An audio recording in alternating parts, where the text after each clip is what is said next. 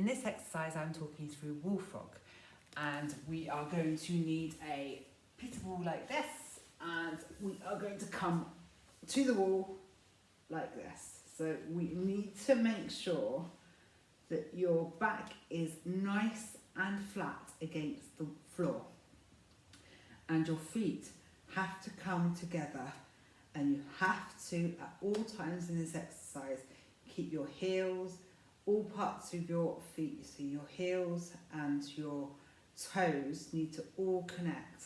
Now you may have done this exercise before, and you may have had your feet right down there like that.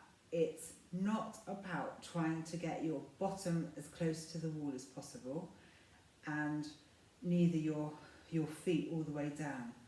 You may actually get more reaction when your feet are all the way up the wall and your bottom is suited as far from the wall as possible. Try this exercise and see what reactions you get. The further away my bottom is from the wall and the higher up my feet are on the wall, the more reaction I get. So we are going to do this exercise for 10 minutes, or you are. I'm not going to bore you and do the exercise for 10 minutes for the whole video. So what you need to remember is, in this exercise, keep the whole of your back on the floor. If you have got a little bit of a curve, or you're finding any back tension, pop a yoga block or a rolled up towel underneath your neck. And we're going to have our hands out like that, palms up, try and keep all your knuckles down on the ground, keep the whole of your upper body nicely relaxed. Actually, the only thing that's active in this exercise are your feet. So although your knees are up like this and your legs, you're only activating your feet. So actively press together those feet, making sure all of the toes are touching. And you might have to scoot around in this exercise during the exercise to find your best position for you. It's taken me a while to find my position.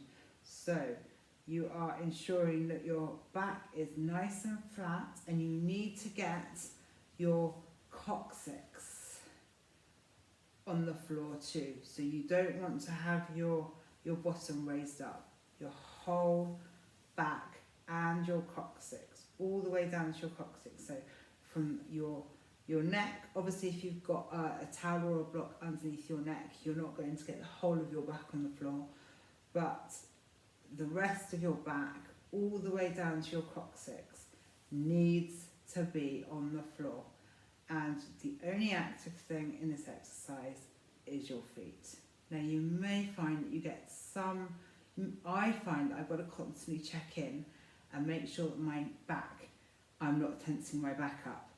The way to do that is to actively press your feet together, and your back should naturally go down to the floor with that action. So after 10 minutes, my whole legs are shaking.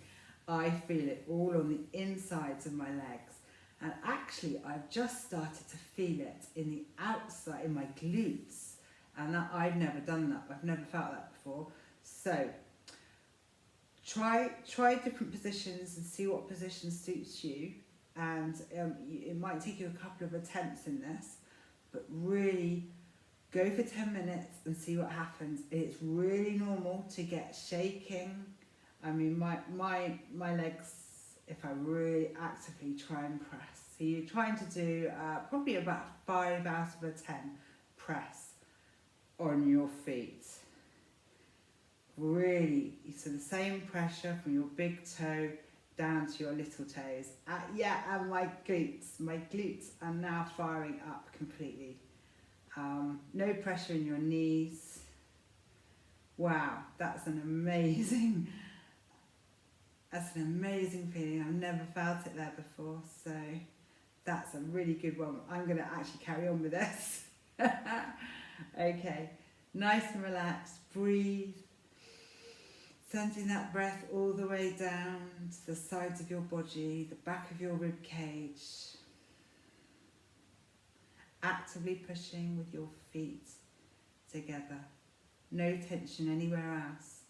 So your back nice and flat against the floor. Oh, that's amazing. Okay. So you're holding this for at least 10 minutes.